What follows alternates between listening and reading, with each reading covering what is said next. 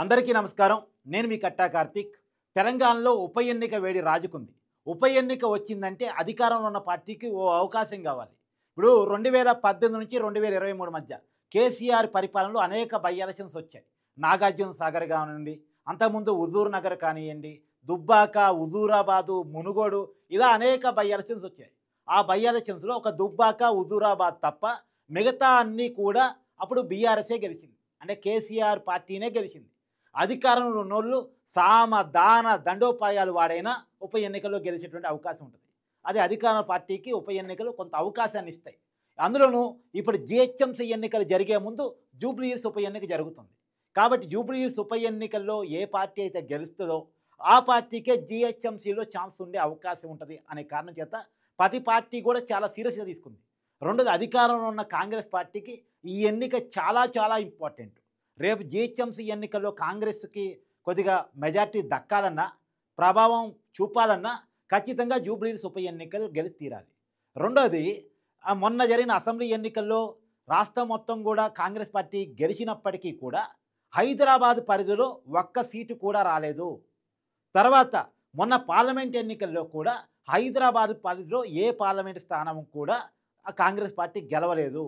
రేవంత్ రెడ్డి గారి sitting స్థానమైనటువంటి Malkajgiri MP స్థానాన్ని BJP కైవసం చేసుకుంది అన్నటువంటి అపవాదం ఉన్న సమయంలో, అంటే హైదరాబాద్లో కాంగ్రెస్ పార్టీకి ఎలాంటి బలము లేదు అని చర్చ నడుస్తున్న సందర్భంలో జూబ్లీహిల్స్లో గెలిస్తేనే కాంగ్రెస్ పార్టీ రేపు జీహెచ్ఎంసీ ఎన్నికల్లో ప్రభావం చూపించగలదు అని చర్చ నడుస్తున్న సందర్భంలో ఖచ్చితంగా గెలిచి తీరాలి కాంగ్రెస్ పార్టీ. రేవంత్ రెడ్డి ప్రభుత్వం యొక్క జనం మద్దతు ఇంకా రేవంత్ రెడ్డి ప్రభుత్వానికి హైదరాబాద్లో ఉంది అని చూపించుకోవాలంటే ఖచ్చితంగా గెలిచి తీరాలి అనేటువంటి పరిస్థితులు కాంగ్రెస్ పార్టీ ఉంది. సరే, గెలిచి తీరటం తర్వాత ముందు టికెట్ ఎవరికి ఇవ్వాలి? గెలవాలంటే సరైనోడి టికెట్ ఇవ్వాలి. ఆ సరైనోడు ఎవడు? చాలామంది ఆశావాహులు కాంగ్రెస్ పార్టీ టికెట్ కోసం వెయిట్ చూస్తున్నారు. ఇప్పుడు ఇక్కడే అసలు గోల్ ఉంది. ఎవరికి టికెట్ ఇస్తే ఇంకెవరు అడుగుతారు? క్యాండిడేట్ అడగడం పక్కన పెట్టండి, ఆ క్యాండిడేట్ వెనకాల ఉన్న సీనియర్ నాయకులు ఎవరు అడుగుతారు? ఒక్కొక్క క్యాండిడేట్ కోసం ఒక్కొక్క సీనియర్ నాయకులు రికమెండ్ చేస్తూ ఉన్నారు. ఇప్పుడు ఎగ్జాంపుల్, రేవంత్ రెడ్డి గారు అనుకుంటున్నారు నవీన్ యాదవ్కి టికెట్ ఇవ్వాలి అని చెప్పేసి.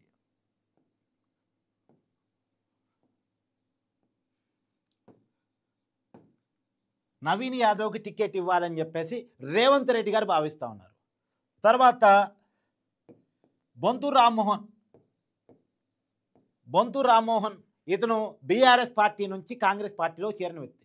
గత పార్లమెంట్ ఎన్నికల్లోనే సికింద్రాబాద్ పార్లమెంటు స్థానం నుంచి పోటీ చేస్తాడు అని ప్రచారం జరిగినటువంటి వ్యక్తి. ఎన్నికల్లో టికెట్ ఇస్తానని హామీతోనే పార్టీ మారాడు అనేటువంటి చర్చ కూడా ఉంది. మరి బొంతు రామ్మోహన్ ఆయన కూడా పోటీ పడుతున్నాడు. ఇతని తరఫున కూడా కొంతమంది సీనియర్ నాయకులు శ్రీధర్బాబు లాంటి వాళ్ళు ప్రయత్నాలు చేస్తున్నారు అనేటువంటి చర్చ ఉంది. మల్లు భట్టి విక్రమార్క మద్దతు కూడా బొంతు రామ్మోహన్కు ఉంది అనేటువంటి చర్చ కాంగ్రెస్ పార్టీలో నడుస్తూ ఉంది. అయితే ఇప్పుడు సిట్ అంటే అంతకుముందు ఎన్నికల్లో పోటీ చేసిందేం కాబట్టి మళ్ళా నాకే కావాలి అని చెప్పేసి అజారుద్దీన్ అడుగుతూ ఉన్నాడు. అజారుద్దీన్కి హైకమాండ్ దగ్గర కొద్దిగా పలుకుబడి ఉంది. అందులో మైనార్టీ లీడరు, మొన్న ఎన్నికల్లో నిలబడి ఓడిపోయింది ఇతనే కాబట్టి మళ్ళా ఛాన్స్ నాకే ఇవ్వాలి, ఈ నియోజకవర్గానికి ఇన్ఛార్జి నేనే, నాకే ఇవ్వండి మళ్ళా అని చెప్పేసి, ఎందుకంటే మైనార్టీ ఓటు కూడా ఇక్కడ చాలా ఎక్కువ ఉన్నాయి కాబట్టి నాకు ఇవ్వండి అని చెప్పేసి అజారుద్దీన్ అడుగుతూ ఉన్నారు. మైనార్టీకే ఇచ్చే కాడికైతే ఫిరోజ్ ఖాన్కి ఇద్దాం,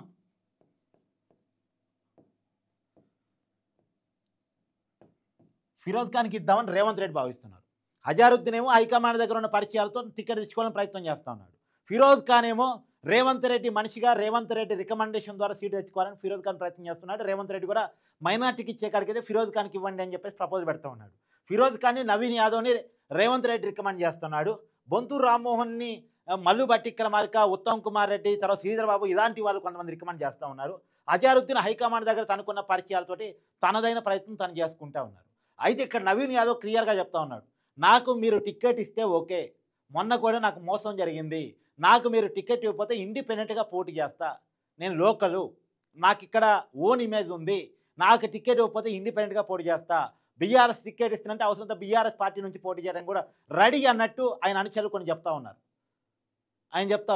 ఇప్పుడు ఇక్కడ చాలా తలకెనొప్పిగా మారింది టికెట్ల గోళ అనేటువంటిది. ఎవరికి టికెట్ ఇస్తే ఎవరు అడుగుతారు, ఎవరు ఇండిపెండెంట్గా పోటీ చేస్తారు? రెండోది, ప్రత్యేకించి ఇక్కడ ఎంఐఎం చాలా కీలకం. ఎంఐఎం మద్దతు చాలా కీలకం. జూబ్లీహిల్స్ పరిధిలో మైనార్టీ ఓటు చాలా ఎక్కువ కాబట్టి ఎంఐఎం చాలా క్లియర్ చెప్తుంది, ఫిరోజ్ ఖాన్ టికెట్ ఇవ్వద్దు, అజారుద్దీన్ టికెట్ ఇవ్వద్దు, నవీన్ యాదవ్కి టికెట్ ఇవ్వండి అని ఎంఐఎం చెప్తుంది.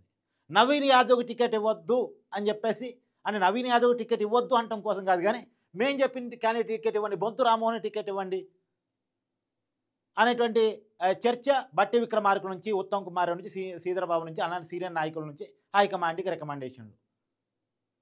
బొంతు రామ్మోహన్కి మనం హామీ ఇచ్చి పార్టీలు తెచ్చుకున్నాం. రేపు జీహెచ్ఎంసీలో ప్రభావం చూపాలంటే బొంతు రామ్మోహన్ సహకారం అవసరం. బొంతు రామ్మోహన్ తెలంగాణ వచ్చిన తర్వాత మొట్టమొదటి జీహెచ్ఎంసీ మేయరు కాబట్టి బొంతు రామ్మోహన్ టికెట్ ఇవ్వండి, ఇలా రికమెండేషన్. నిజానికి బీఆర్ఎస్లో కూడా టికెట్ గోలుంది. ఎవరు? శ్రీధర్ రెడ్డి బీజేపీ నుంచి బీఆర్ఎస్లో చేరినటువంటి వ్యక్తి. అతను గతంలో జూబ్లీహిల్స్ ఎన్నికల్లో బీజేపీ తరఫున పోటీ చేశాడు కాబట్టి నాకు టికెట్ ఇవ్వమని అడుగుతున్నాడు.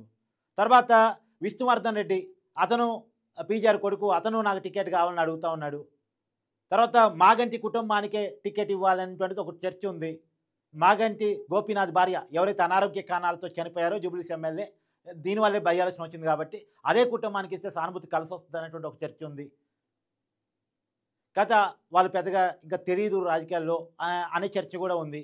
సరే, ఎవరికి బీఆర్ టికెట్ ఇచ్చినా అందరూ కలిసి పనిచేస్తారు. ఎందుకంటే వాళ్ళ నాయకుడు కేసీఆర్ ఇచ్చిన వాళ్ళకే టికెట్ ఉంటుంది కాబట్టి ఆ కేసీఆర్ ఇక్కడ లోకల్ లీడర్ కాబట్టి ప్రభావం చూపించగలరు కాబట్టి మిగతా వాళ్ళ అలకలు లేకుండా చూసుకోగలరు. కానీ కాంగ్రెస్ పార్టీలో అలా కాదు కదా. కాంగ్రెస్ పార్టీలో నిర్ణయాలన్నీ హైకమాండ్ దగ్గర ఉంటాయి, రేవంత్ రెడ్డి గారి దగ్గర ఉండవు. ఇప్పుడు కేసీఆర్ పార్టీలో కేసీఆర్ దగ్గరే నిర్ణయాలు ఉంటాయి, లేదా కేటీఆర్ దగ్గరే నిర్ణయాలు ఉంటాయి. వాళ్ళే బాస్ ఆ పార్టీకి. కేసీఆర్ ఎవరికి చెప్తే వాళ్ళకే టికెట్, మిగతా వాళ్ళని పిలిచి ఆయన మాట్లాడగలదు, బొజ్జర కొట్టగలదు. ఇప్పుడు మన పార్టీకి గెలుపు ఇంపార్టెంట్, మన సిట్టింగ్ స్థానం ఇది, మనం కాపాడుకోవాలి, ఏదో రకరకాలుగా వాళ్ళకి చెప్పగలడు, చెప్పి వినేటట్టు చేసుకోగలడు. కానీ ఇక్కడ అలా కాదు. ఎవరి వర్గాలు వాళ్ళకే ఉన్నాయి, ఎవరి రికమెండేషన్ వాళ్ళకే ఉన్నాయి, ఎవరి పట్టుదల వాళ్ళకే ఉంది. ఇక్కడ క్యాండిడేట్తో మాత్రం సంబంధం కాదు, వాళ్ళ వెనకాల ఉన్న సీనియర్ లీడర్తో కూడా ఉన్న సంబంధం. ఇక్కడ కాంగ్రెస్ పార్టీకి చాలా తలకెనపుగా మారింది. ఇప్పుడు నవీన్ యాదవ్కి టికెట్ ఇస్తే ఒక రకం, ఇవ్వకపోతే మరొక రకం, ఇండిపెండెంట్గా పోటీ చేస్తాడు. బొంతూరు రామ్మోహన్, ఇతనికి ఎంఐఎం మత్తుంది. ఎంఐఎం ఇక్కడ ఇంకో కీలక విషయం, బొంతూరు రామ్మోహన్కి ఇచ్చిన మాకు ఓకే ఎంఐఎం చెప్తా ఉంది. బొంతూరు రామ్మోహన్ ఆల్రెడీ ఓవైసీని కలిసినట్టు కూడా చర్చ నడుస్తూ ఉంది.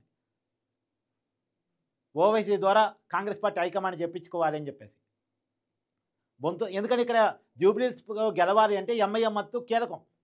ఎంఐఎం మత్తు ఉంటేనే ఎవరు గెలిపోయినా సాధ్యం. ఎందుకంటే మైనార్టీ ఓట్లు అంటే వాళ్ళు ఎవరికి చెప్తే వాళ్ళకి గుడ్డిగా గుద్దే ఓట్లు చాలామంది ఉన్నారు, వాళ్ళ ఫిక్స్డ్ ఓట్ బ్యాంక్ చాలా ఉంది కాబట్టి వాళ్ళ మద్దతు చాలా కీలకం. కాబట్టి బొంతు రామ్మోహన్కి నవీన్ యాదవ్కి ఎంఐఎం మత్తు ఉంది. ప్రధానంగా ఇప్పుడు బొంతు రామ్మోహన్ ఓవైసీని కలిశాడని చర్చ కూడా నడుస్తూ ఉంది. మరి బొంతు రామ్మోహన్కి వస్తే ఇప్పుడు రేవంత్ రెడ్డి గారు రికమెండేషన్ పనిచేయనట్టే కదా. రేవంత్ రెడ్డి గారు అయితే నవీన్ యాదవ్కి ఇవ్వండి లేదా ఫిరోజ్ ఖాన్కి ఇవ్వండి అని రేవంత్ రెడ్డి గారు అడుగుతున్నారు. ఇప్పుడు నిజానికి బొంతు రామ్మోహన్ కనుక ఓవైసీ మద్దతుతోటి మల్లుబట్టి విక్రమార్క గారి, ఉత్తమ్ కుమార్ రెడ్డి గారి ఈ చొరవను తీసుకొని వీళ్ళ రికమెండేషన్ తీసుకొని హైకమాండ్ దగ్గర సీటు సంపాదించుకొని అనుకోండి, రేవంత్ రెడ్డి గారు చెప్పిన వాళ్ళకి జూబ్లీహిల్స్లో సీటు రాలేదని అర్థం చేసుకోవాలి మనం. అంటే ఒక ఉప ఎన్నికలో సీటు ఇప్పించుకునే పరిస్థితుల్లో ముఖ్యమంత్రి ఉన్నాడు అనేటువంటి అపవాదిని ఆయన ఎదుర్కొంటాడు అనేటువంటి చర్చ కూడా ఉంది. సరే, ఏది ఏమైనా కాంగ్రెస్లో గెలుపు తర్వాత ముందు టిక్కెట్లలో పెద్దగా ఉంది. రెండోది కాంగ్రెస్ పార్టీకి ఏమి గెలుపు చాలా ఇంపార్టెంట్. జూబ్లీహిల్స్లో గెలిస్తేనే రేపు జీహెచ్ఎంసీలో ప్రభావం చూపడం అనేది. అసలే హైదరాబాద్ పరిధిలో కాంగ్రెస్ పార్టీయే లేదు. కాంగ్రెస్ పార్టీకి ఓటు బ్యాంక్ ఎక్కడ? మన అసెంబ్లీ ఎన్నికల్లో చూసాం కదా, పార్లమెంట్ ఎన్నికల్లో చూసాం కదా అనేటువంటి చర్చ ఉన్నటువంటి సమయంలో ఖచ్చితంగా జూబ్లీహిల్స్ గెలుపు తీరాలని కాంగ్రెస్, మా సిట్టింగ్ స్థానాన్ని మేము కాపాడుకోవాల్సిందని బీఆర్ఎస్. మన బీజేపీ ఫిక్స్ దీపక్ రెడ్డి అట, వాళ్ళ క్యాండిడేట్ ఫిక్స్ అయ్యారు, దాదాపుగా ఫిక్స్ అయ్యారు. మరి చూడాలి ఏం జరగబోతుంది జూబ్లీహిల్స్లో అనేటువంటి.